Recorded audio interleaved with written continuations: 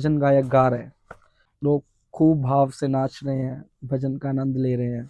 Time करता है 3 बजते हैं, 3:30 बजते हैं। वो पंडाल जो हजारों लोगों से भरा होता है, वो कुछ सैकड़ों में रह जाता है।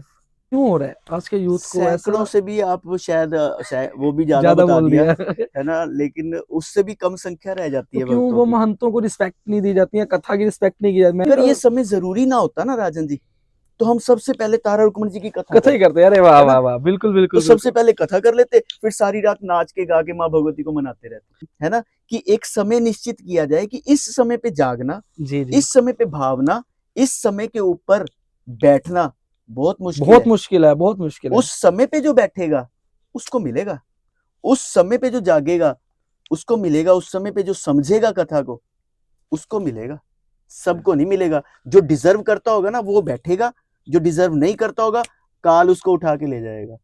निंदिया रानी। हाँ। को ज्ञान का अभाव, हम ये चाहते हैं कि हमें मिले तो सब कुछ, लेकिन हम करें कुछ ना, है जी ना।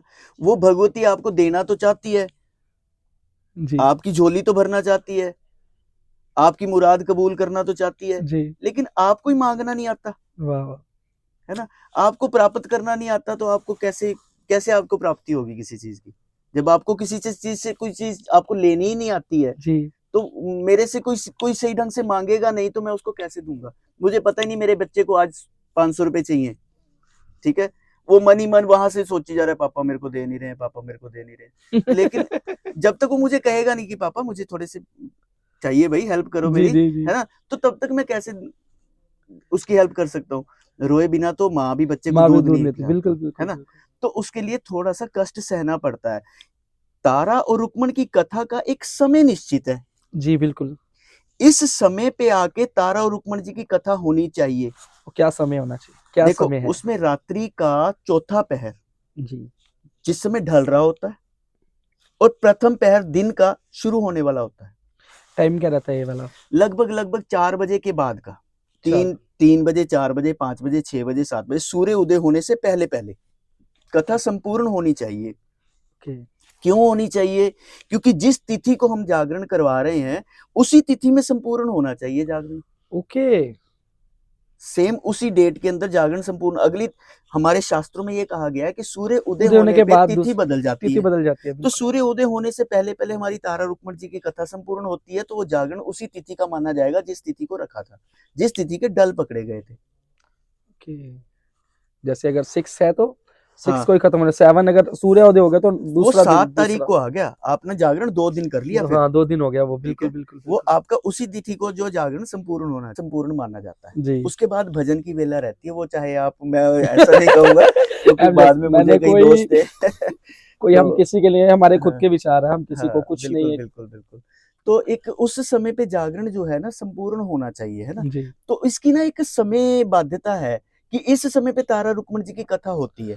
तो फिर अगर ये समय जरूरी ना होता ना राजन जी, तो हम सबसे पहले तारा रुक्मण जी की कथा कथा ही करते, करते हैं। अरे वाह है ना। वाह वाह, बिल्कुल तो बिल्कुल सबसे बिल्कुल। पहले कथा कर लेते, फिर सारी रात नाच के गा के माँ भगवती को मनाते रहते, है ना। कि एक समय निश्चित किया जाए कि इस समय पे जागना, जी जी, इस समय पे भावना, इस समय के ऊपर बैठना बहुत मुश्किल बहुत है। मुश्किल है, बहुत मुश्किल है। उस समय पे जो बैठेगा उसको मिलेगा, उस समय पे जो जागेगा उसको मिलेगा, उस समय पे जो समझेगा कथा को उसको मिलेगा, सबको नहीं मिलेगा। जो डिजर्व करता होगा ना वो बैठेगा, जो डिजर्व नहीं करता होगा काल उसको उठा के ले जाएगा।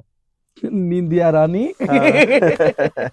तो ये रहता है थोड़ा सा कि तो इसका कुछ एग्जाम्पल कुछ ऐसा होगी जिससे हमारा यूथ जुड़ सके, कोई हम ऐसा कुछ चला सकते हैं, प्रचार कर सकते हैं, जैसे कथा में भी हमारे साथ वो यूथ जुड़ा रहे, देखो तो उसके लिए हम क्या पहल कर सकते हैं हम? मैं तो ये चाहूंगा कि जो जागरण में तारा रुक्मण जी की कथा है ना उसका थोड़ा सा स्वरूप बदल दिया जाए। स्वरूप बदल दिया जाए, कैसे? हाँ, एक व्यक्ति विशेष बैठ के, महंत जी बैठ के, या के जो तारा जी रुक्मण जी की कथा करने वाले भक्त हैं वो बैठ के कथा कर रहे हैं, उनके आसपास उस समय कोई नहीं होता, सब कुछ उनको सौंप के सारी की सारी मंडली जो है वो चली चले जाती है। जाती है, बिल्कुल देखो खर्च तो करना पड़ेगा ना, अगर हमें कुछ चाहते हैं तो थोड़ा बिल्कुल। जितना गुड़ डालेंगे उतना वो तो मीठा मीठा मिलेगा, होगा। है ना।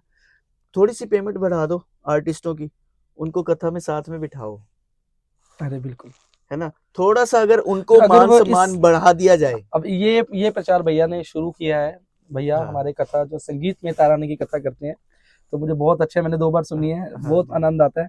तो कथा वालों को भी ऐसा होना चाहिए, हाँ वो भी थोड़ा अवेयर बिल्कुल रहें बिल्कुल कि अगर बिल्कुल। एक बार प्रचलन हो गया कि हाँ उनको आर्टिस्ट क्योंकि चाहिए जब दो। पता है क्या बात है, जब अकेला व्यक्ति बैठ के कथा करता है ना, तो वो खुद भी बोर महसूस करता है और पब्लिक भी थोड़ी सी ना फील नहीं लेके तो आती। मतलब अगर जब तक सब नहीं करेंगे। हाँ, जब पूरा ग्रुप पूरा मंडल एक साथ बैठा होगा ना, जी है ना, और कथा कहने का आनंद ही कुछ और होगा। जी, वाह वाह हम लोग वाह। करते हैं ना माँ भगवती की कृपा से।